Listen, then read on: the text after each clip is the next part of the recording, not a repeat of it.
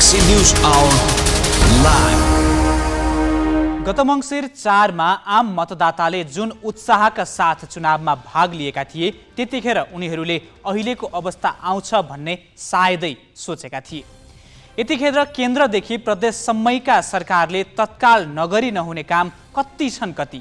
चालु आर्थिक वर्षका कुनै पनि योजना र कार्यक्रम सही ढङ्गले अघि बढाइएका छैनन्। सदनबाट पारित गरिएको बजेट उलटपुलट पारी शक्ति र पहुँचमा हुनेहरूले रातारात नयाँ शीर्षक राखेर आफ्नो स्वार्थमा डोर्याएका छन्। उच्च मूल्य वृद्धिको भारले थलिएको वर्गलाई राहत दिनेतर्फ कसैको ध्यान छैन। आसन्न आर्थिक सङ्कटसँग जुझ्ने योजना बनाउने फुर्सद र तत्परता पनि कतै देखिँदैन। चुनाव भएको 4.5 महिनासम्म सातै प्रदेश र सङ्घीय सरकारले आफ्नो आकार नै स्पष्ट पार्न सकेका छैनन्। यो सिलसिला कहिलेसम्म चल्छ भन्ने पनि ठेगान छैन।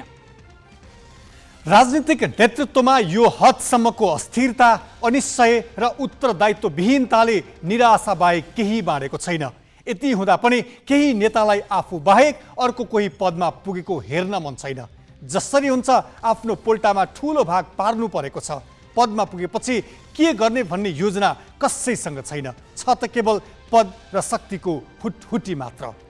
मूलधारको राजनीतिले आशाको सञ्चार गर्न नसकेकै मौकामा वातावरण धमिल्याउने र आफ्नो उपस्थिति देखाउने तत्त्वहरू उसै गरी दाउ हेर्न थालेका छन्। के हामीले चाहेको र खोजेको यही हो त? देश सम्हाल्छु भनेर अनेक थरी गठबन्धन बनाउन र भत्काउन तयार हुने नेतृत्वले समयको संवेदनशीलता र राष्ट्रिय समस्या बुझ्नु पर्दैन?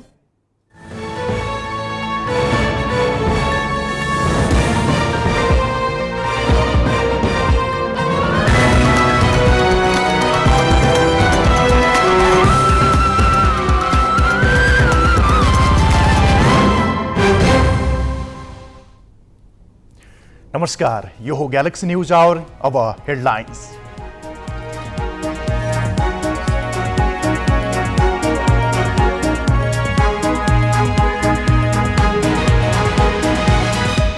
चुनावको 4.5 महिनासम्म पनि केन्द्रदेखि प्रदेशसम्म सरकार विस्तारकै अलमल। कुनै प्रदेशका सरकारले पूर्णता नपाउँदा चालु बजेट कार्यान्वयनदेखि आगामी कार्यक्रमसम्म प्रभावित।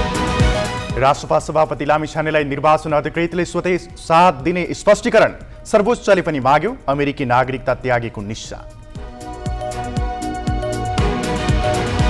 श्रीमतीमाथि हिंसा र शोषण गरेको आरोप खेपिरहेका न्यायाधीश भुवन गिरी विरुद्ध अदालतद्वारा पक्राउ पूर्जी जारी। वैवाहिक बलात्कार कसुरमा अनुसन्धान गर्न प्रहरीलाई अनुमति।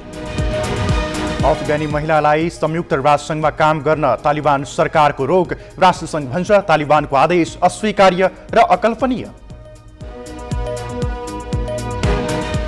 र ओलम्पिक छनौट अन्तर्गत पहिलो खेलमा नेपालको लज्जास्पद हार। भियतनामसँग 5-1 गोलले पराजित।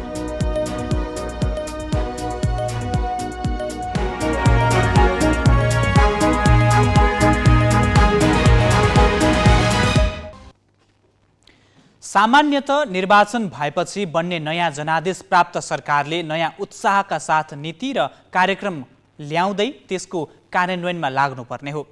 तर यहाँ निर्वाचन भएको 4.5 महिनासम्म सरकारले नै पूर्णता पाउन सकेको छैन। सङ्घदेखि प्रदेशसम्मै न सरकारले पूर्णता पाएका छन् न त भएका मन्त्रीहरूले ढुक्कसँग काम गर्न पाएका छन्। सत्ता समीकरण हेरफेर र गठजोड अनि पार्टीभित्रको उछिन पाछिनमै निर्वाचन पछिको समय बितिरहेको छ। माओवादी केन्द्रका अध्यक्ष पुष्पकमल दाहाल नेतृत्वको सङ्घीय सरकारले 100 दिन पूरा गर्यो।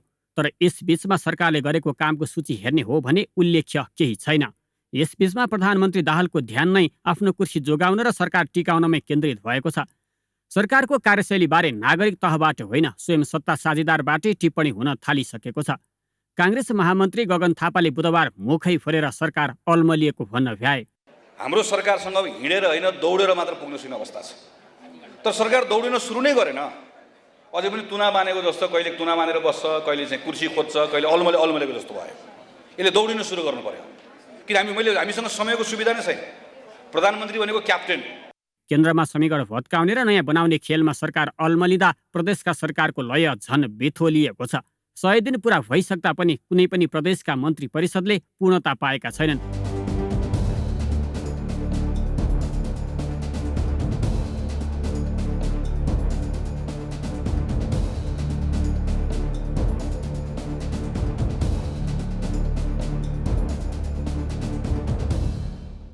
कोशी प्रदेशमा काङ्ग्रेसले माओवादी र जसपालाई समर्थन फिर्ता लिन दबाब दिइरहेको छ।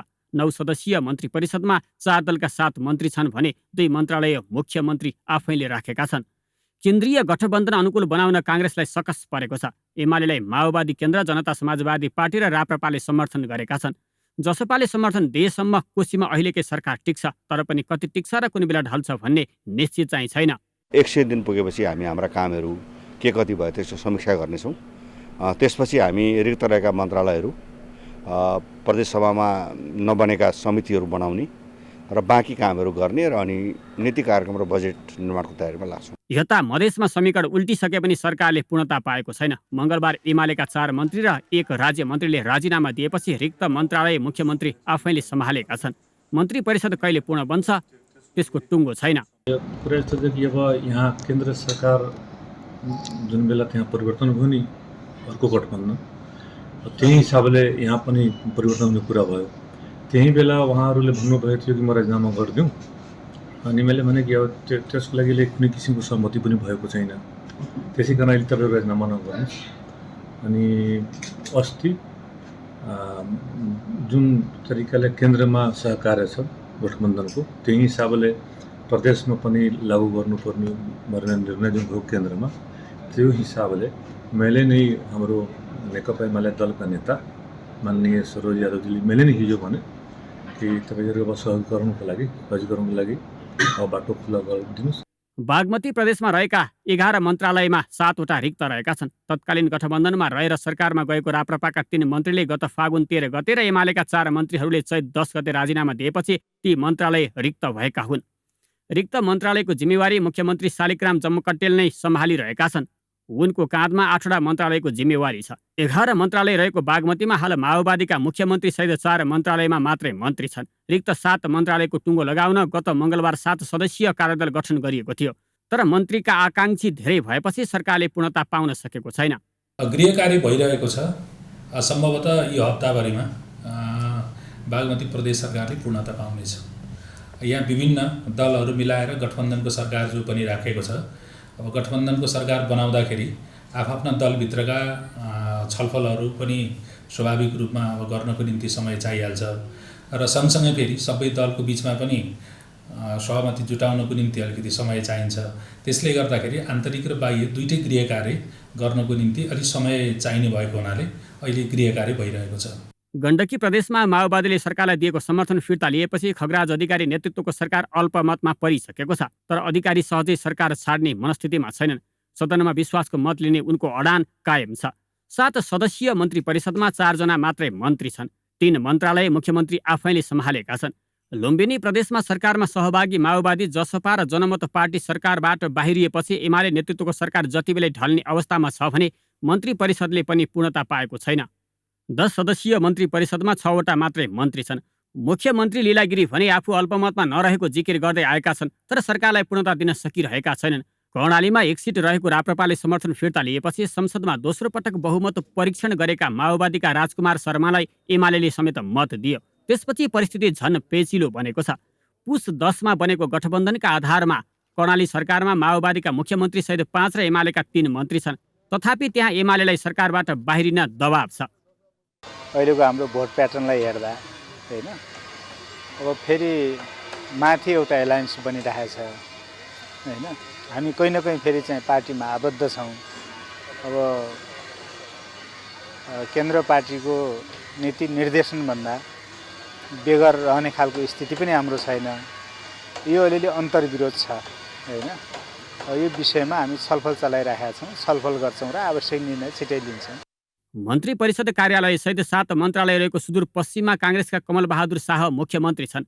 सरकारलाई पूर्णता दिन नसक्दा उनले 4 मन्त्रालय आफैसँग राखेका छन्।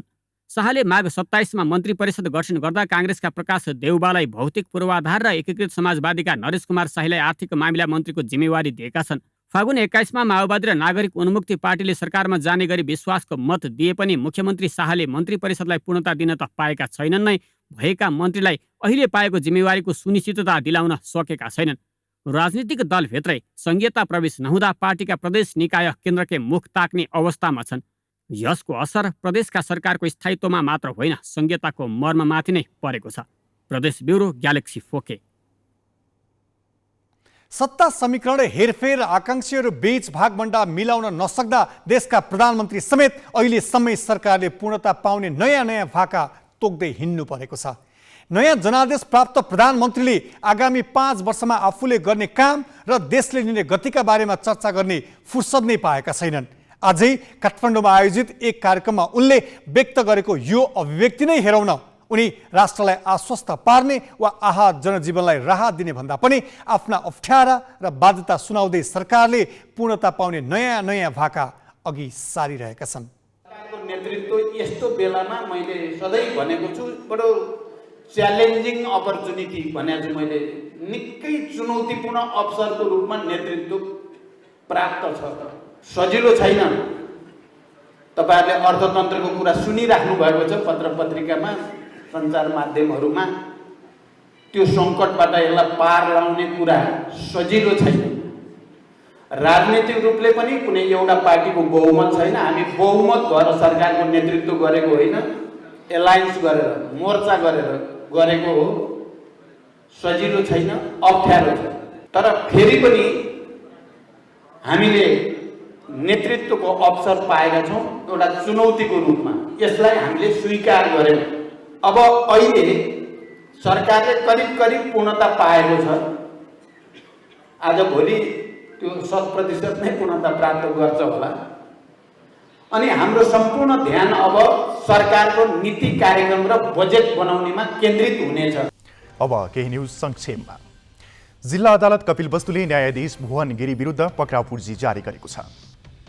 वैवाहिक जबरजस्ती गर्ने मुद्दामा जिल्ला प्रहरी कार्यालय कपिलवस्तुले न्यायाधीश गिरीलाई पक्राउ गरी अनुसन्धान गर्न माग गर्दै अदालत समक्ष पक्राउ पूर्जी माग गरेको थियो। सोही अनुसार गिरी विरुद्ध सोमबार पक्राउ पूर्जी जारी भएको अदालतका श्रेष्ठदार सुमन फान्डेले जानकारी दिए। न्यायाधीश गिरी विरुद्ध उनकै श्रीमतीले कपिलवस्तु प्रहरीमा वैवाहिक करणीको उजुरी दिएकी थिइन्। न्यायाधीश गिरीको न्याय परिषदमा सरुवा भइसकेको छ। न्यायाधीश गिरीकी पत्नी आरती रावल विरुद्ध पनि यसअघि बाँकी जिल्ला अदालतबाट पक्राउ पूर्जी जारी भएको थियो। शैक्षिक प्रमाणपत्र लगायत सरकारी कागजात कृत्य गरेको अभियोगमा न्यायाधीश पत्नी रावललाई पक्राउ गर्न बाँकी जिल्ला अदालतले अनुमति दिएको थियो। भारतको सिक्किममा गएको हिम पहिरोमा परेर ज्यान गुमाउने 7 मध्ये 3 जना नेपाली रहेको खुलेको छ। भारतको हिमाली राज्य सिक्किमको नाथुला र गान्तोक बीचको क्षेत्रमा हिजो गएको हिम पहिरोमा चितवनका शिवप्रसाद लामिछाने र आश्विका ढकाल तथा रूपन्देहीका मुना शाह श्रेष्ठको मृत्यु भएको हो। नेपालबाट घुम्न गएका उनीहरूको अचानक आएको हिम पहिरोमा परेर मृत्यु भएको सिक्किमको सरकारले जारी गरेको विज्ञप्तिमा उल्लेख गरिएको छ। हिम पहिरोमा उत्तर प्रदेशका बलसिंह र रेब्या सिंह तथा कोलकाताका सौरभ रोय चौधरी र प्रीतम मात्रेको पनि मृत्यु भएको विज्ञप्तिमा जनाइएको छ। घटनामा 3 नेपाली सहित 13 जना घाइते भएका छन्। घाइते हुने नेपालीमा गीता सापकोटा, ज्योति गुरुङ र रमेश खनाल छन्। सबै घाइतेको गान्तोकको STNM अस्पतालमा उपचार भइरहेको छ। सिक्किम घुम्न गएका पर्यटक हिजो दिउँसो 12:15 बजे हिम पहिरोमा परेका थिए। नेकपा माओवादी केन्द्रले कोशी प्रदेश नामाकरणको पक्षमा मतदान गर्नु पार्टीको कमजोरी भएको स्वीकार गरेको छ। पार्टी कार्यालय पेरिस डाँडामा आज बसेको पदाधिकारी बैठकले नामाकरणको सन्दर्भमा कमजोरी भएको स्वीकार गर्दै पार्टी पहिचानकै पक्षमा उभिने निर्णय गरेको छ। पार्टी निर्णयबारे जानकारी दिँदै माओवादी केन्द्रका उपाध्यक्ष कृष्णबहादुर महराले नामाकरणका क्रममा पहिचानको पक्षमा अडान राख्न नसक्नु पार्टीको कमजोरी भएको बैठकले निष्कर्ष निकालेको जानकारी दिए। बाँकी प्रसङ्ग नवराज पाण्डेबाट। कांग्रेस, एमाले र माओवादी केन्द्रले मुलुकका ठुलठुला राजनीतिक परिवर्तनको विरासत बोकेको र व्यापक जनसङ्गठनमा उभिएको दावी गर्छन्। जनता समाजवादी पार्टी लगायत मधेस केन्द्रित राजनीतिक दलले पनि तराई मधेसको आन्दोलनको विरासतलाई आफ्नो एकाधिकार नै रहेको ठान्ने गर्छ।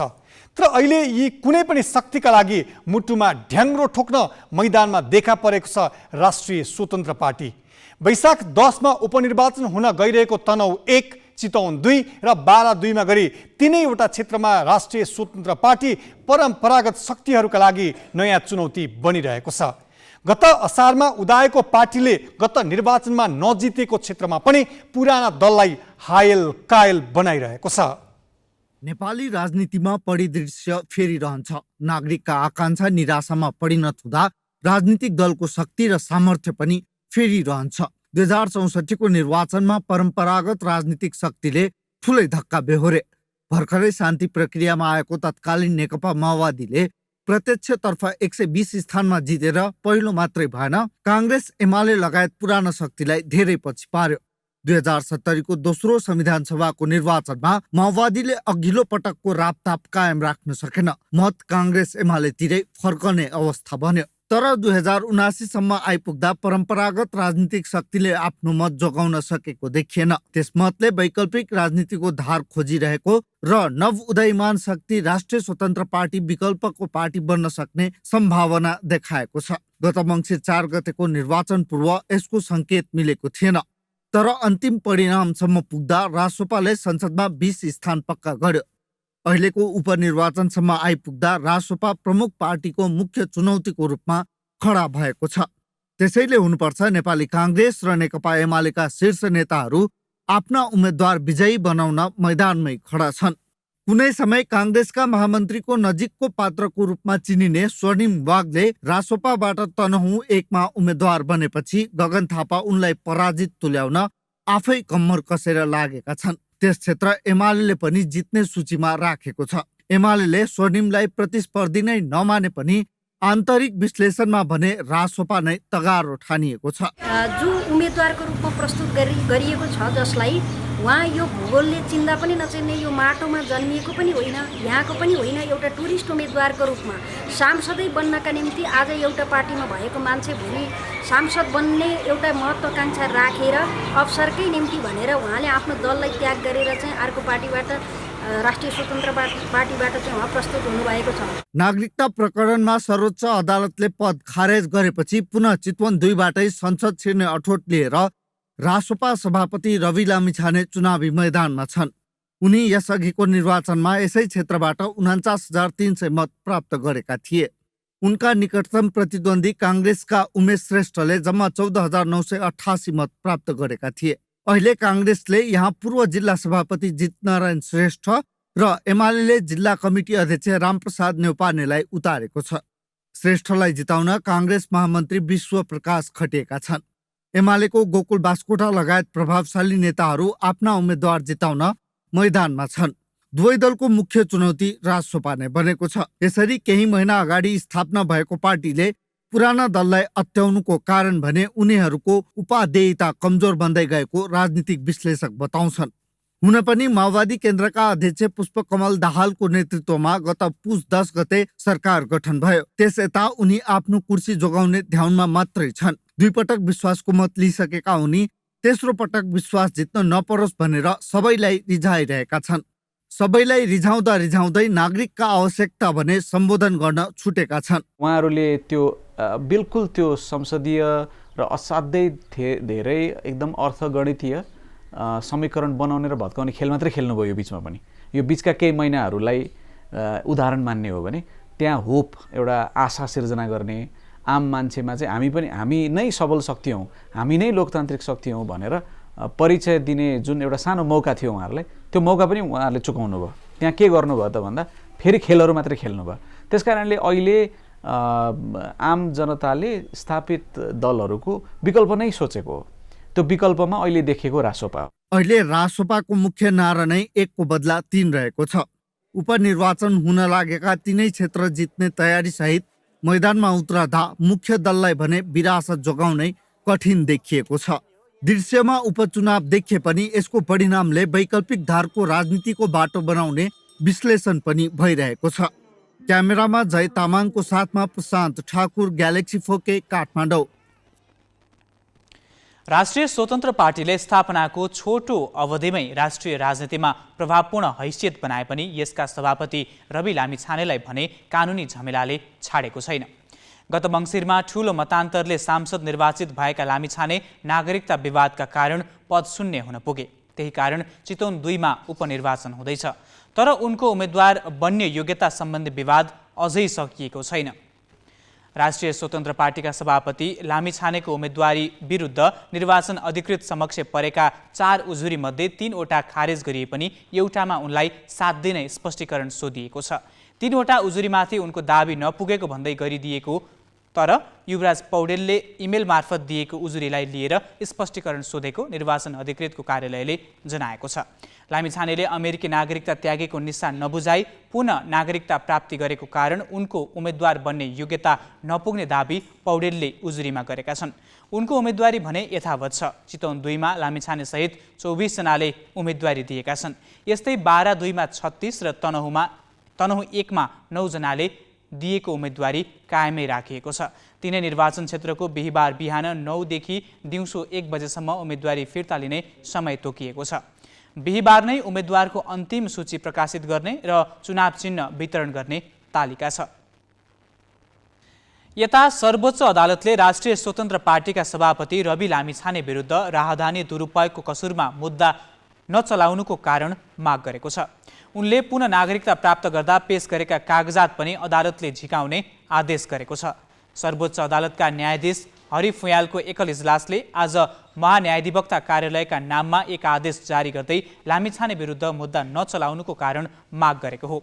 यस्तै लामिछानेले नेपालको नागरिकता पुनः लिने क्रममा जिल्ला प्रशासन कार्यालयमा पेश गरेको अमेरिकी नागरिकता त्यागेको निस्सा पनि पेश गर्न सर्वोच्चले आदेश दिएको छ।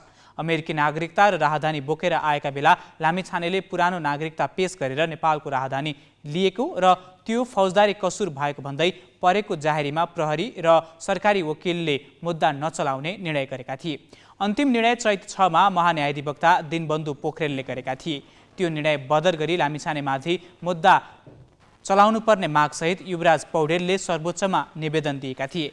सर्वोच्च अदालतले यसअघि लामिछानेले नेपाली नागरिकता पुनः प्राप्तिको प्रक्रिया नपुर्याएको ठहर गरेपछि सांसद, मन्त्री र पार्टी सभापतिको पद समेत गुमाएका थिए। अब केही न्यूज संक्षेपमा। तालिबानले सत्ता हत्याएपछि अफगानिस्तानबाट लन्डन पुगेका नेपाली सुरक्षा गार्डलाई बेलायत सरकारले नेपाल फिर्ता गर्ने तयारी गरेको छ। काबुलस्थित बेलायती दूतावासको सुरक्षामा खटिएका 13 नेपालीलाई उद्धार गरेर बेलायत पुर्याइएको 19 महिनापछि सरकारले नेपाल फिर्ता पठाउने तयारी गरेको हो। उनीहरूलाई हिथ्रो विमानस्थल नजिकै राखिएको थियो, तर उनीहरूले लुकीछिपी काम गर्ने गरेको पाइएपछि निष्कासन गर्न लागि त्यहाँको आन्तरिक मामिला कार्यालयले जनाएको छ। कार्यालयका अनुसार उनीहरू काबुलमा रहेको बेलायती दूतावास परिसर सुरक्षाको जिम्मा पाएको निजी सुरक्षा फर्ममा काम गर्ने सुरक्षा गार्ड हुन्। अफगानिस्तानमा शासन गरिरहेको तालिबानले अफगानी महिलाहरूलाई संयुक्त राष्ट्रसङ्घमा काम गर्नबाट रोक लगाएको छ। तालिबानले उनीहरूलाई मौखिक रूपमा सूचित गरेको तर यस कदमको लिखित सञ्चार भने नभएको संयुक्त राष्ट्रसङ्घले बताएको छ। संयुक्त राष्ट्रसङ्घले आफ्ना अफगान महिला र पुरुष कर्मचारीलाई तालिबानसँगको बैठकमा यस विषयमा स्पष्ट कुरा नआएसम्म 48 घण्टासम्म काम नगर्न भनेको छ। सन् 2021 मा अफगानिस्तानमा तालिबानले सत्ता कब्जा गरेपछि महिलाको स्वतन्त्रतामाथि थप कडाई भइरहेको छ। तालिबानको यो निर्णय समस्यामा परेका अफगानी जनताको पक्षमा सहयोग गर्न काम गरिरहेका सहायता संस्थाहरूको क्षमतालाई कमजोर पार्ने विचलित प्रवृत्तिको भएको राष्ट्रसङ्घको आरोप छ। साथै महिला कर्मचारी बिना जीवन रक्षाका लागि भइरहेका सहायता सञ्चालन गर्न र वितरण गर्न नसक्ने उसको भनाइ छ। संयुक्त राष्ट्रसङ्घले तालिबान आदेशलाई अस्वीकार्य र अकल्पनीय भनेको छ। अफगानिस्तानमा महिला कामदारहरूले स्थानीय रूपमा सहायता कार्यहरूमा महत्त्वपूर्ण भूमिका खेल्दै आएका छन्। संयुक्त राष्ट्रसङ्घले गम्भीर आर्थिक र मानवीय सङ्कटबाट गुज्रिरहेको अफगानिस्तानका 2 करोड 30 लाख मानिसलाई स्थानीय कर्मचारीको सहयोगमा मानवीय सहायता पुर्याउने काम गरिरहेको छ।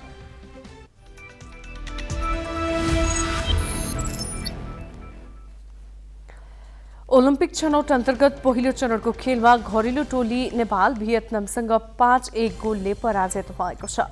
दोस्रो रङ्गशालामा आज भएको खेलमा फिफा वरियतामा 67 स्थानमाथि रहेको भियतनामसँग नेपाल निरीह बन्यो। खेलको 8औं मिनेटमा ट्रान थी थु थाओको क्रसमा नुगेन थी टुवेटले क्लोज रेन्जबाट हानेको प्रहार बाहिरियो। 9औं मिनेटमा भने नेपालले उत्कृष्ट मौका चुकायो। दिपा शाहीको क्रसमा गोलकिपर मात्र बिट गर्न बाँकी हुँदा हानेको प्रहार आकाशियो। त्यसपछि भियतनाम हावी बन्यो। 11औं मिनेटमा नुगेन थीको क्रसमा फामहेएनको हेडरले सही दिशा लियो र भियतनामले 1-0 को अग्रता बनायो। 35औं मिनेटमा भियतनामले अग्रता दोब्बर गर्यो। समीक्षा घिमिरेको ह्यान्ड भएपछि प्राप्त पेनाल्टीमा कप्तान ह्युन्नोले गोल गरे। यसको 3 मिनेटपछि ह्युन्नोको पासमा नुगेन थी बीचको प्रहार नेपालकी अमृता जैसीलाई डिफ्लेक्ट हुँदै गोलमा परिणत भयो। पहिलो हाफमा भियतनामले नेपाललाई 3-0 ले पछि पार्यो। दोस्रो हाफको दोस्रो मिनेटमै भियतनामले अर्को गोल थप्यो। बोआङथीको क्रसमा कप्तान युन्नुले व्यक्तिगत दोस्रो गोल गरिन्। भियतनामले 4-0 को अग्रता बनाए। 4-0 पछि परेको नेपालले 79औं मिनेटमा एक गोल फर्कायो। सौरव लिम्बूको पासमा सावित्रा भण्डारीले उत्कृष्ट गोल गरिन्, तर 90औं मिनेटमा 35 यार्ड टाढाबाट नुगेन थिथानले सहजै गोल गरिन्। यो सँगै नेपालले पछिल्लो दशककै खराब नतिजा निकाल्यो। अब अर्को खेल शनिबार हुनेछ। सो खेल नेपालको लागि अवे खेल हुनेछ। ओलम्पिक छनौटको पहिलो चरणमा एसियाका 26 टोलीलाई 7 समूहमा विभाजन गरिएको छ। प्रत्येक समूहका शीर्ष टोली दोस्रो राउन्डमा प्रवेश गर्नेछन्। उत्तर कोरिया, जापान, अस्ट्रेलिया, चीन र दक्षिण कोरिया दोस्रो चरणको लागि छनौट भइसकेका छन्। दोस्रो राउन्डमा 12 टोलीलाई 3 समूहमा विभाजन गरिनेछ। शीर्ष 3 र एक उत्कृष्ट दोस्रो हुने टोली दोस्रो चरणमा पुग्नेछन्। तेस्रो चरणको शीर्ष 2 टोली पेरिस ओलम्पिक 2024 मा छनौट हुनेछन्। बाँकी प्रसङ्ग विष्णु ढुङ्गाराबाट। सरकारले खर्च कटौती गर्न भन्दै सभा सम्मेलन गोष्ठी जस्ता कार्यमा खर्च कम गर्न सरकारी कार्यालयलाई निर्देशन दिएको छ। तर उदयपुरको कटारी नगरपालिकाका कर्मचारी, जनप्रतिनिधि सहित 46 जनाको जम्बो टोली तालिमका लागि भन्दै गण्डकी प्रदेशको राजधानी पोखराको लेकसाइड स्थित होटल पुगेका छन्। उदयपुरको कटारी नगरपालिकाका जनप्रतिनिधि तथा न्यायिक समितिका कर्मचारी क्षमता विकासका लागि तालिम आयोजना गरी पोखरा पुगेका छन्। न्यायिक समितिका संयोजक उपमेयर गीता खड्काको नेतृत्वमा वार्डाध्यक्ष, कर्मचारी, कार्यपालिका सदस्य र मेलमिलापकर्ता 8 दिनको तालिमका लागि पोखरा पुगेका हुन्।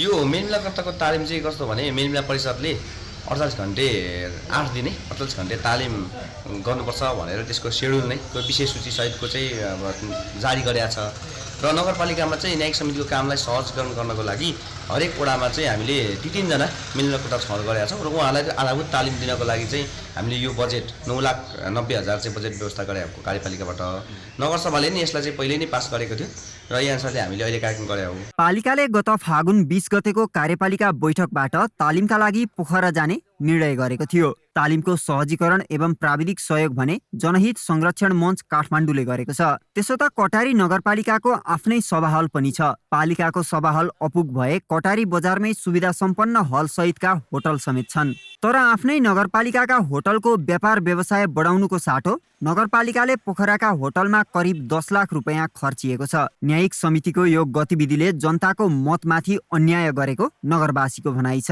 यिनीहरू आफ्ना र आफन्ता र नाताका र पार्टीका आफ्ना झोलेहरूलाई खर्च गर्नको लागि, फेवाताल घुम्नको लागि भनेर यिनीहरू गएका हुन् र नगरपालिकाले पनि 10 लाख रुपियाँ छुट्याई यहाँ किचनमा मार परिरहेछ। आफ्ना आन्तरिक पर्यटनको लागि काम केही नगर्ने, घुम्नको लागि भनेर छुट्याइहाल्ने, यो चाहिँ सरासर नगरपालिका गलत छ।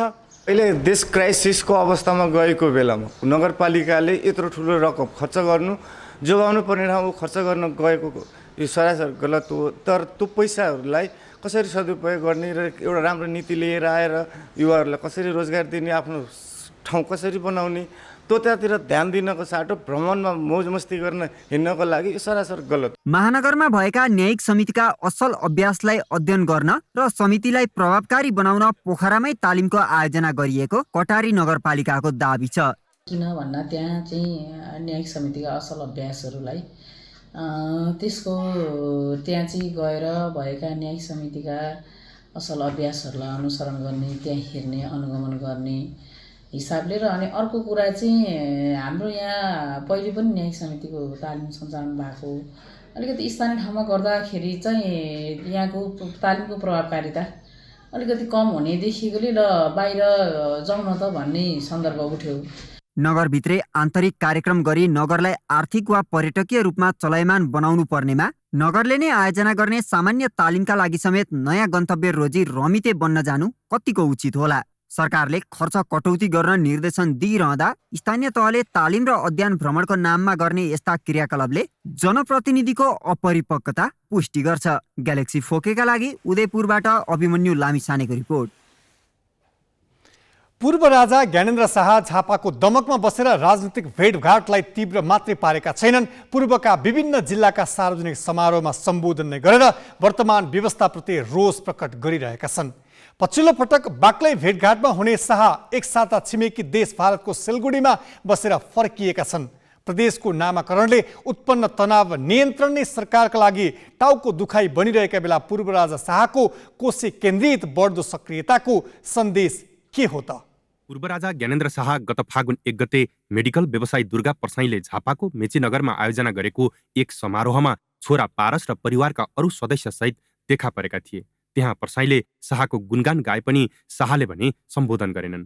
त्यसपछि शाहले दमकमा आफ्नै स्वामित्वमा रहेको हिमालय टी स्टेटमा विभिन्न व्यक्तिसँगको भेटघाटलाई तीव्र पारिरहेका छन्। उनले राजसंस्था समर्थक विभिन्न समूह र व्यक्तिलाई भेटेर प्रतिक्रिया लिइरहेका छन्। गत चैत्र 8 गते राप्रपाका अध्यक्ष राजेन्द्र लिङ्गदेनसहित शीर्ष नेताहरूले शाहलाई त्यहीँ गएर भेटेका थिए। भेटपछि राप्रपाका नेता रविन्द्र मिश्रले शाहलाई देशको मियो भनेर सामाजिक सञ्जालमा टिप्पणीसहित फोटो सार्वजनिक गरेका थिए। गत चैत्र 14 गते इटहरीको बुढीगङ्गा मुक्तिधाममा सन्ध्याकालीन आरतीमा शाह उपस्थित हुँदा ठुलै भिड जम्मा भएको थियो। इटहरीमै रहेका पूर्वमन्त्री एवं राजावादी नेता रामकुमार सुब्बाको अगुवाईमा त्यो भिड जम्मा भएको थियो। त्यसको ठिक 6 दिनपछि सुनसरी सदरमुकाम इनोरुवामा त शाहलाई सार्वजनिक समारोह मार्फत अभिनन्दन नै गरियो। त्यसको नेतृत्वकर्ता थिए पूर्व पञ्च केशर बहादुर बिष्ट।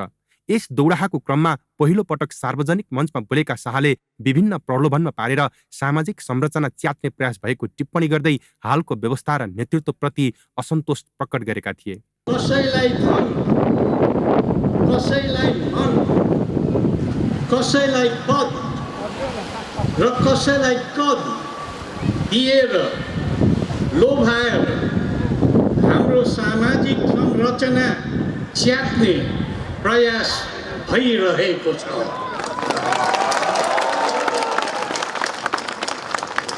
परिवर्तन देखाउन अहिलेको कोरा र सतही फेरबदल, आलटाल र टालटुलको प्रणालीले कुनै खदिलो परिणाम दिँदैन। त्यसो त शाहको व्यवसाय पनि भएकाले नियमित दमक जानु अस्वाभाविक होइन। बेला बेला एक्लै र परिवारसहित घुमफिर गर्न उनी दमक पुगिरहन्छन्। तर यसपटक उनी भारतको सिलगढी बसेर हप्ता दिनपछि नेपाल फर्किएका हुन्। त्यसबारे प्रशासनलाई औपचारिक जानकारी नदिए पनि राप्रपा निकट नेताहरूले उनी गएको पुष्टि गरेका छन्। त्यहाँ कोसँग भेटघाट गरे भनेर खुलाइएको छैन। शाहले आफ्ना गतिविधि बढाइरहँदा कोशी प्रदेशमा उनीबारे जनमत बाँडिएको छ। राजतन्त्र फेरि पुनःस्थापित भएर राजतन्त्रले देशको विकास गर्छ, राजतन्त्रले देश उन्नत र समृद्धि बनाउँछु भन्ने चाहिँ अब मलाई जस्तो लाग्दैन। त्यो चाहिँ दिवा सपना जस्तो मलाई लाग्छ। यो देशमा राष्ट्रताको आवश्यक छ, त्यो जनताले महसुस गरेको कुरो हो। यो गणतन्त्रको नाममा 2-4-5 जना नेताहरू मोटाउने सिवाय अरू जनता मोटाएका छैनन्। देश कङ्गाल भइसकेको छ। यस प्रदेशले हालै मात्र कोशी प्रदेश नाम पाएको छ। पहिचानवादी पक्षले विरोध चर्काइरहेको छ। नामाङ्कनको मुद्दाले प्रदेश अशान्त बनिरहेका बेला पूर्व राजाको सक्रियतालाई अर्थपूर्ण रूपमा लिएको छ। राजनीतिक दलहरूप्रतिको वितृष्णा, फ्रस्ट्रेसन र त्यो कहाँ गयो भन्दा पहिचान संस्थागत हुने ठाउँमा गएर फेलहरू भयो होइन। अनि अहिले भोट चाहिँ पहिचान गैर पहिचानवादीलाई दिने, अनि अहिले चाहिँ पहिचानको प्रदेश माग्ने भनेर त्यही पहिचानवादी समुदायका मान्छेहरूले, नेताहरूले, मन्त्रीहरूले बोलिरहनु भएको छ भनेपछि यो त दरबारका लागि त राम्रो मसला हो। यसलाई प्रयोग गर्न सकियो भने अहिले चाहिँ राजाको पक्षमा माहौल तयार गर्न सकिन्छ भनेर ज्ञानेन्द्र शाहले राम्रो अध्ययनपछि, राम्रो रिसर्चपछि, राम्रो देश दौडाएपछि, राम्रो उहाँका चाहिँ सूचना का संवाहकहरूलाई परिचालन गरिसकेपछिको यो योजनाबद्ध मुभमेन्ट हो भन्ने मलाई लाग्छ। र यसले देखायो पनि त हिजो राजनीतिक पार्टीका आमसभामा आन्दोलनमा जुन मास हुन्थ्यो, राजा आउँदाखेरि त्यही मास ओर्लेको त देखियो। पारिवारिक विरासतबाट आएका शासकहरूको व्यवहार ठिक नभएर जनताले आफ्नै माझबाट नेतृत्व चयन गर्ने नयाँ व्यवस्था ल्याएका हुन्। तर कोशी प्रदेशको राजनीतिक खिचातानीमा टेकेर पूर्व राजाले आफ्नो उपस्थिति देखाउन खोजेको देखिन्छ। प्रकाश तिमल सिन्हा, सुनसरी।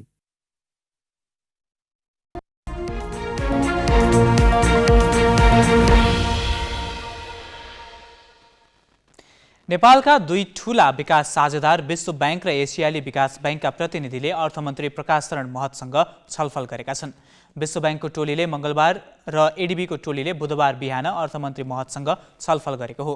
छलफलका क्रममा ती दात्री निकायहरूले नेपालमा लगानी गरेका विभिन्न आयोजना तथा कार्यक्रमको प्रभावकारी कार्यान्वयनका लागि पहल गर्न अर्थमन्त्री समक्ष आग्रह गरेका छन्।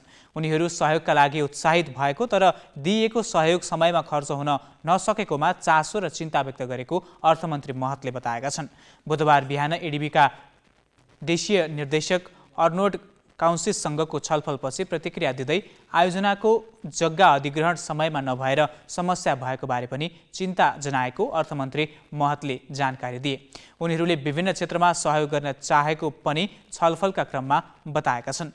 एसियाली विकास ब्याङ्कले दुधकोशी जलाशय युक्त जलविद्युत आयोजना र विश्व ब्याङ्कले माथिल्लो अरुण जलाशय युक्त जलविद्युत आयोजनामा चासो देखाइरहेको र सडक आयोजनाहरूमा पनि बजेटरी सहयोगका लागि उनीहरूको चासो रहेको अर्थमन्त्री महतले छलफलपछि जानकारी गराएका छन्। बुधबार नेपालमा सुनको भाउ तोलाकै 1,11,000 पुगेको छ। यो हालसम्मकै कीर्तिमानी स्तरको महँगो हो। विश्व बजारमा सुन निरन्तर महँगिएकाले घरेलु बजारमा पनि यसको मूल्य तारन्तार उकालो लागेको हो। गएको 25 फागुनमा 1,01,000 सम्म उर्लिसकेको सुनको मूल्य 3 साता हाराहारी समयमा थप 10,000 महँगिसकेको छ। अमेरिका र युरोपमा धमाधम ब्याङ्क धरायसी हुन थालेका र अमेरिकी अर्थतन्त्र कमजोर हुन लागेका खबरहरू बाहिरिएपछि पश्चिमा लगानीकर्ताहरू सुनमा ओइरिएका हुन्। 6 महिना अघि नै सिङ्गापुरका केही विश्लेषकले सुनको भाउ प्रति औँस 2500 देखि 4,000 अमेरिकी डलरसम्म पुग्न सक्ने प्रक्षेपण गरेका थिए। अन्तर्राष्ट्रिय बजारमा 50 वर्ष अघि 64 डलर भन्दा कम रहेको प्रति औँस सुनको मूल्य सन् 2020 को मध्यतिर 2070 डलरसम्म पुगेको थियो। करिब 3 वर्षपछि पहेँलो धातुको मूल्य पुनः उही उच्चतम बिन्दुतर्फ अघि बढेको छ। शेयर बजार परिसूचक नेप्से 8.39 अङ्कले बढेर 1875 बिन्दुमा अडिएको छ। लगातार 4 कारोबार दिन घटेको नेप्से आज सामान्य अङ्कले बढेको हो। आज उत्पादनमूलक व्यापार र निर्जीवन बिमा बाहेकका उपसूचकमा वृद्धि हुँदा नेप्से पनि बढेको हो। नेप्सेमा वृद्धि भएपछि कारोबार रकम भने अघिल्लो दिनको तुलनामा घटेको छ। हिजो करिब 92 करोडको कारोबार भएको बजार आज 81 करोड 60 लाखमा झरेको हो। 217 कम्पनीको सेयर कारोबार हुँदा 146 कम्पनीको सेयर मूल्य बढेको छ भने 64 कम्पनीका लगानीकर्ताले गुमाएका छन्। आज कालिन्चोक दर्शन लिमिटेडको सेयर सकारात्मक सर्किट लेभलमा कारोबार भएको छ।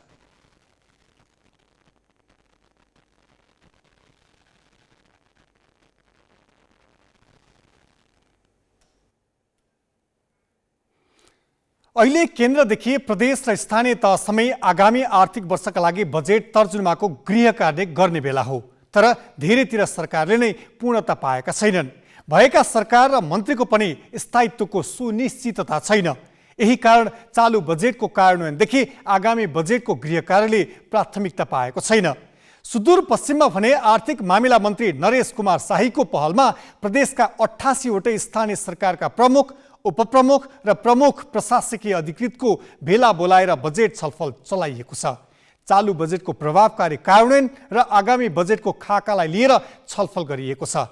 टुक्रे बजेट, राजनैतिक भन्छुन र असारे खर्चलाई निरुत्साहित गर्ने उद्देश्यका साथ मन्त्री शाहीले लिएको पहल कदमीले प्रदेश सरकारहरूमा सुदूरपश्चिम अपवाद देखिएको छ।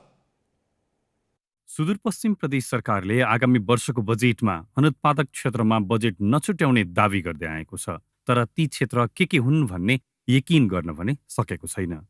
सरकारले पञ्चवर्षीय योजनामा कृषि र पर्यटनलाई पहिलो प्राथमिकतामा राख्दै अधुरा बहुवर्षीय आयोजनाहरूलाई कार्यान्वयन चरणमा लैजाने र अति आवश्यक बाहेकका बहुवर्षीय आयोजना नथप्ने गरी बजेट ल्याउने तयारी गरेको छ। आर्थिक वर्ष 2080-81 को बजेट तथा कार्यक्रम तर्जुमा सम्बन्धमा स्थानीय तहसँग पूर्व बजेट छलफल कार्यक्रम गरेको प्रदेश सरकारले कार्यक्रमले प्रदेश र स्थानीय सरकार बीचको असमझदारी समेत अन्त्य हुने अपेक्षा गरेको छ।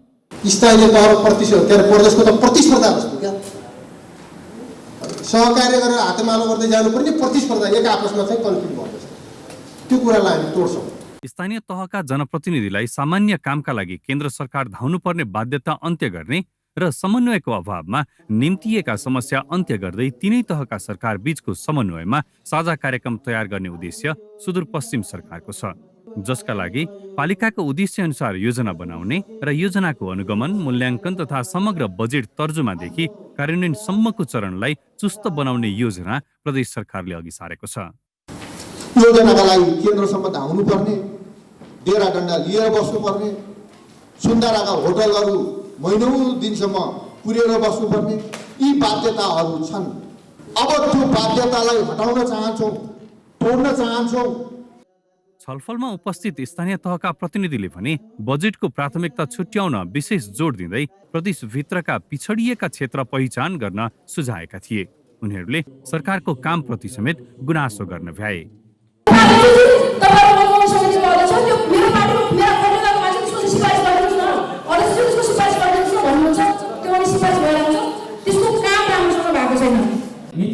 हिसाबले अहिले कार्यक्रम प्रस्तुत भएका कुरा कानुनी हिसाबले त्यो सही छ, तर त्यसलाई कार्यान्वयन गर्दाखेरि योजनाहरू जहिले पनि विनियोजित हुँदाखेरि पहुँचका आधारमा र व्यक्तिगत सम्बन्धका आधारमा मात्रै योजनाहरू बढीभन्दा बढी गाउँमा पठाइएको र ती योजनाहरूको कार्यान्वयनमा पनि त्यतिकै चुनौतीपूर्ण रहेको र जसले जसरी योजना लिन्छ त्यसले त्यसरी नै त्यहाँ काम गरिरहेको अवस्था छ। त्यसमा चाहिँ स्थानीय सरकारले केवल मुख सरकारहरूमा मात्रै हेरिरहने गर्ने अवस्था छ। त्यसको अन्त्य गर्नका लागि पनि म सुझाव राख्न चाहन्छु। सुदूरपश्चिमका सरकार र स्थानीय तहले बजेट कार्यान्वयनको चरणमा हरेक वर्ष 60 देखि 70% भन्दा बढी बजेट खर्च गर्न सकिरहेका छैनन्। त्यसमा पनि राजस्व सङ्कलनको दायरा 5% भन्दा माथि पुर्याउन नसकिरहेका दुवै तहले तयार गर्ने बजेटको 95% बजेट केन्द्र सरकारमै निर्भर हुनुपर्ने अवस्था छ, जुन वित्तीय हस्तान्तरण र अनुदान लगायतका शीर्षक मार्फत उपलब्ध हुँदै आएको छ। ग्यालेक्सी फोकेका लागि कैलालीबाट ईश्वर जैसीको रिपोर्ट। भारतमा तीव्र रूपमा फैलिरहेको कोरोनाको नयाँ प्रजाति ओमिक्रोन XBV.1.16 नेपालमा पनि फेला परेको छ। नेपालमा एक साता यता कोरोना संक्रमितको संख्या बढेको छ। संक्रामक मानिएको उपप्रजातिले नेपालमा पुनः संक्रमण दर बढाउने जोखिम रहेको चिकित्सकहरूको भनाइ छ। अझ ओमिक्रोनका 9वटा उपप्रजाति सक्रिय छन्। नयाँ उपप्रजाति कतिको जोखिमपूर्ण छ र नेपालमा चौथो लहर आउने सम्भावना कति छ भनेर हामीले शुक्रराज ट्रपिकल तथा सरुवा रोग अस्पतालका सरुवा रोग विशेषज्ञ डाक्टर शेरबहादुर पुनलाई सोधेका छौँ। हेरौँ डाक्टर पुनको प्रस्तुति। घातक चाहिँ देखिया छैन, अर्थात् यसरी पनि बुझौँ कि यसै कारणले गर्दाखेरि चाहिँ अस्पताल एकदम भरिभराउ चाप होइन त्यस्तो भएको अथवा अपवाद छोडेर एकदम एकपछि अर्को मानिसहरूको मृत्यु भएको त्यस्तो खालको चाहिँ जानकारीमा आएको चाहिँ छैन। म्युटेसन चाहिँ अब प्राकृतिक हो, भइरहेको छ। सम्भवतः यसले आफ्नो क्षमता अब म्युटेसन हुन सक्ने रहेछ भन्ने कुरा पनि बुझिन्छ छिटो त्यो पनि। त्यसले गर्दाखेरि यो कुनै त्यस्तो नौलो चाहिँ होइन, हाम्रो लागि चाहिँ यो हरेकमा हुन्छ। ओमिक्रोनले चाहिँ आफ्नो एक प्रकार म्युटेसनको कुरा होला होइन, त्यो जेनेटिक परिवर्तन हुँदै आउने अथवा दुई उपप्रजातिहरू बीच मिक्सअप भएर हाइब्रिड भएर नयाँ भाइरस बन्ने जुन अहिले XBV.1.16 जुन अहिलेको कुरा छ त्यस्तो खालको भए तापनि तत्पश्चात चाहिँ त्यस्तो सङ्क्रामक त पक्कै अघिल्लो भेरिएन्टहरूभन्दा बढी नै देखाएको छ, तर घातक चाहिँ अहिलेसम्म कुनै त्यस्तो सब भेरिएन्टहरूले देखाएको चाहिँ पाउँदैन। घाँटी दुख्ने, खोकी लाग्ने, टाउको दुख्ने, जिउ दुख्ने यही कुराहरू छ। तर मैले चाहिँ पछिल्लो समयमा यो कोरोना सङ्क्रमितमा चाहिँ स्वाद र गन्ध थाहा नपाउने या एउटा या दुवै त्यो खालको पनि देखेको छु। त्यो मैले फेरि भन्नु होला फेरि यो त थियो नि यसै पनि यो ओमिक्रोनको जुन भेरिएन्ट देखिनुभन्दा अगाडि चाहिँ त्यो एउटा चाहिँ अब प्रमुख लक्षणहरूमा थियो र जो कोही पनि तपाईँ हामीलाई कसैले स्वाद हरायो गन्ध थाहा भएन भन्यो भने चाहिँ एउटा कोरोना सम्भावना व्यक्त गरिन्छ त्यो बेला। तर जब ओमिक्रोनको चाहिँ यो विकास भयो तत्पश्चात अथवा ओमिक्रोनले प्रतिस्थापन गर्दै लग्यो तत्पश्चात चाहिँ त्यो लक्षणहरू प्रमुख थिएन। अब निरन्तर रूपमा चाहिँ सबैलाई खोप लगाइराख्ने भन्ने कुराहरू छैन, यहाँ भनेको छैन। केही दिन अगाडि विश्व स्वास्थ्य सङ्गठनले पनि अब यो ज्येष्ठ नागरिक, दीर्घरोगी र रोग प्रतिरोधक क्षमता कमजोर भएकाहरूलाई नै अतिरिक्त खोपको लागि चाहिँ सिफारिस गरेको हामीले पाउँछौँ। त्यसो हो भने चाहिँ अब सबैले लाऊ भने त होइन त्यसको मतलब। त्यो कारणले गर्दाखेरि चाहिँ अब यो भारत र नेपालमा जुन एउटा सङ्क्रमण बिस्तारै बढ्दै जाँदाखेरि चाहिँ हामीले लगाइरहेको खोपको अवस्था कस्तो हो त, यसको प्रभावकारिता कतिसम्म हुँदो रहेछ होइन। अनि यो जुन स्वरूप परिवर्तन भएर आइराख्ने जुन यो कोरोनाको जुन भाइरस छ त्यसलाई कसरी हामीले लगाइसकेको, किनभने 6 महिना 1 वर्ष त भइसक्यो, त्यसले कसरी काम गर्छ त भन्ने एउटा राम्रो एउटा भनौँ न अब्जर्भेसन गर्ने समय पनि हो जस्तो चाहिँ देखिन्छ। त्यो लहर चाहिँ अस्पताल भर्ना हुने गराउन सक्ने क्षमता भएको भाइरसको लहरलाई नापौँ। यस्तो लाग्छ कि अब कोरोनाको यो जुन अहिले जति पनि ओमिक्रोनको जुन सब भेरिएन्टहरू देखिरहेछ त्यो चाहिँ एउटा आफ्नो समयमा सङ्क्रमण देखियो, जसरी तपाईँ हामी मौसमी फ्लूको देख्छौँ, कमन कोल्ड होइन, त्यो तपाईँ हामी सधैँ भोगिरहेको हाम्रो साथीभाइमा पनि सँगै बसिरहेको छ भने एउटा लाग्यो भने अरू सबैलाई लाग्दै गइरहेको। लहरलाई अब सङ्क्रमणको सङ्ख्याको हिसाबमा नगरौँ, यो सङ्ख्या त अप एन्ड डाउन नै भइरहेको छ आफ्नो समयमा। अमेरिकी पूर्व राष्ट्रपति डोनाल्ड ट्रम्पले आफू विरुद्धको फौजदारी अभियोगमा अदालतमा हाजिर भएर बयान दिए। 34 बुँदे अभियोगको प्रतिवादमा बयान दिँदै उनले आफू दोषी नभएको जिकिर गरे। सन् 2024 को राष्ट्रपति चुनाव लड्ने तयारी गरेका ट्रम्पले पछिल्लो भाषणमा आफूलाई लागेको आरोपको खण्डन त गरे, तर अमेरिकी इतिहासमा पहिलो पटक फौजदारी अभियोगको प्रतिरक्षाका लागि अदालतमा उभ्याइएका पूर्व राष्ट्रपतिले अब धेरै कठिनाइको सामना गर्नुपर्ने अनुमान गरिएको छ।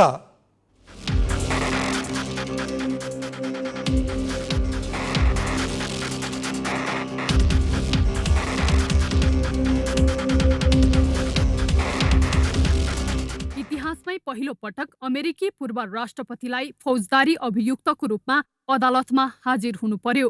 न्युयोर्क ग्रान्ड ज्युरीले औपचारिक रूपमा अभियोग लगाएपछि डोनाल्ड ट्रम्पले मङ्गलबार आत्मसमर्पण गरे।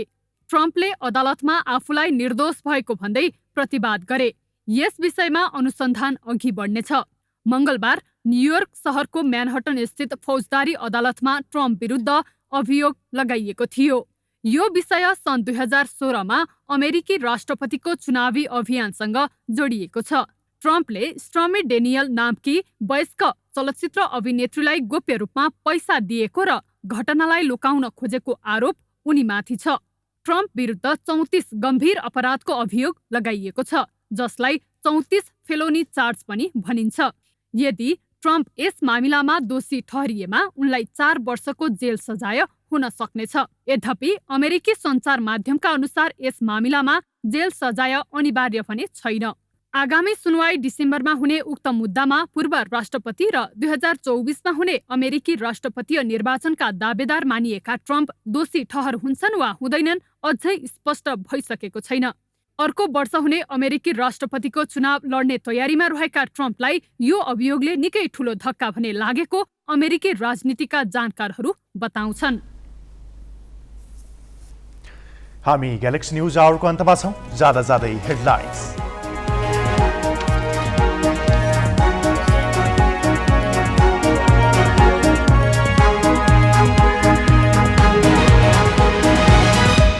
चुनावको 4.5 महिनासम्म पनि केन्द्रदेखि प्रदेशसम्म सरकार विस्तारकै अलमल। कुनै प्रदेशका सरकारले पूर्णता नपाउँदा चालु बजेट कार्यान्वयनदेखि आगामी कार्यक्रमसम्म प्रभावित। राष्ट्रसभा सभापति लामिछानेलाई निर्वाचन अधिकृतले सोधे 7 दिने स्पष्टीकरण। सर्वोच्चले पनि माग्यो अमेरिकी नागरिकता त्यागेको निस्सा। श्रीमतीमाथि हिंसा र शोषण गरेको आरोप खेपिरहेका न्यायाधीश भुवन गिरी विरुद्ध अदालतद्वारा पक्राउ पूर्जी जारी। वैवाहिक बलात्कारको सुरमा अनुसन्धान गर्न प्रहरीलाई अनुमति। अफगानी महिलालाई संयुक्त राष्ट्रसङ्घमा काम गर्न तालिबान सरकारको रोक। राष्ट्रसङ्घ भन्छ तालिबानको आदेश अस्वीकार्य र अकल्पनीय। र ओलम्पिक छनौट अन्तर्गत पहिलो खेलमा नेपालको फराकिलो अन्तरको हार। भियतनामसँग 5-1 गोलले पराजित।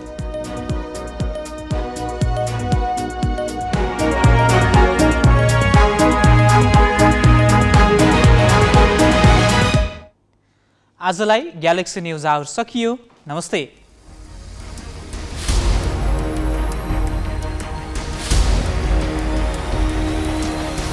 This is Galaxy News Hour Live.